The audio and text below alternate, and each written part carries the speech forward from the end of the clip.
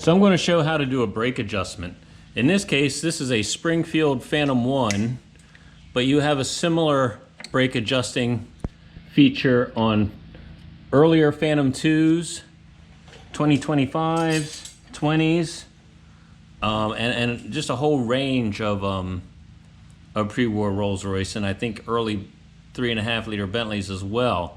So yeah, so your first thing you do is you get your split pin out. You saw me do that. Then you take this castellated nut off.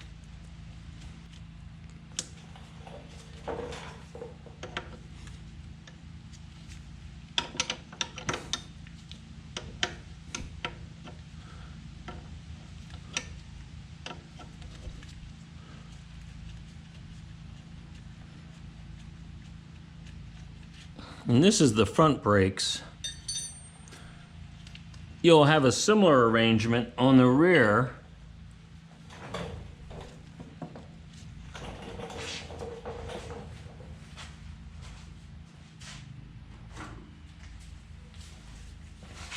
And you can look up those details in the owner's handbook as well, but this will at least give you an idea how that works.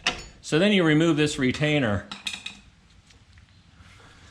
So that locks these serrations with that hex so that I can't undo, and then your brake adjustment goes out.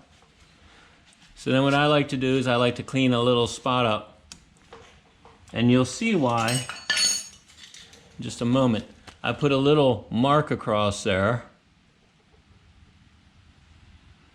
because what you're going to do is you're going to undo this nut, and then you're going to be able to move this plate out and disengage it from these very fine teeth that are there, and reset it on another set of teeth.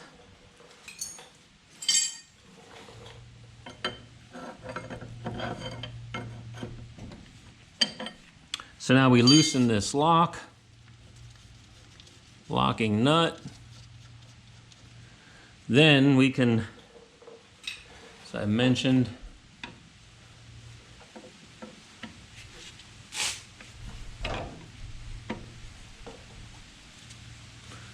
we disengage those teeth. This is what they look like. Sorry about the angle. See those very fine teeth in there. So yeah, so your paint mark tells you which teeth you're going to or you came from, so you don't get mixed up. So then you can put a 1/4 BSF wrench on here and you can turn this, and so it looks like we were at a pretty good setting there. Make sure this is up. And we really didn't need any adjustment. We were in good shape there. So yeah, you'll see that stops the wheel from turning. So yeah, so we're going to re-engage it where it was because we were in good shape. But you don't really know until you do just what I did.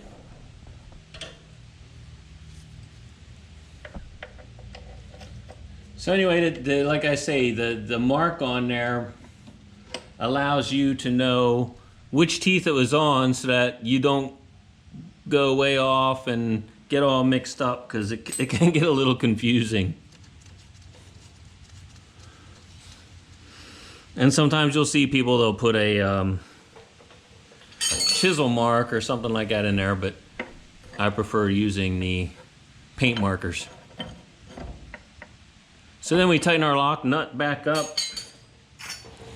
We put our locking plate back in place.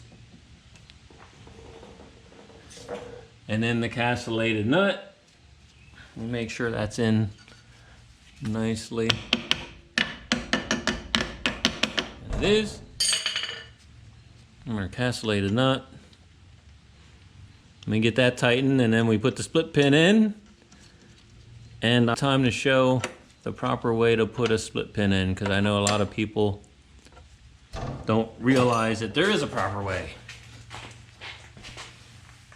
Well, this is a 16th split pin. They do get smaller on these cars and they get a lot bigger. So we have our hole lined up. We got lucky there. I'm going to put it in down this way so you can see things a little bit better. We seat the pin in a little bit. Then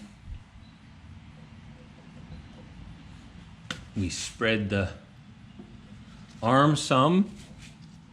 And then we trim them, and we trim this one to where it's about halfway on the stud or the bolt. So it looks like that. Try to get a little straighter there. And then this one we trim so that it's about halfway on the hex portion.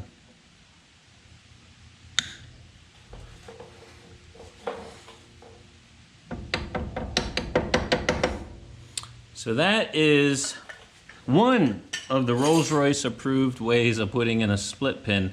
The other way is to turn the pin, is to twist the pin. I'm gonna neaten this up a little bit, make it look like somebody knew what they were doing before. So the other way is you twist the pin and then you put it through, and then because it's twisted, you can bring the legs of the pin up this way. Then you trim them a certain way, and then you can use a screwdriver or something and you can push those legs into the serrations of the castellated nut. And that was another way Rolls-Royce would do that. And normally Rolls-Royce would do it that way when the case was that the pin was going to be in an area where perhaps a chauffeur or somebody would be cleaning the area with a rag or something and didn't want to get hung up on these sharp ends. So anyway, that's doing your front brake adjustment.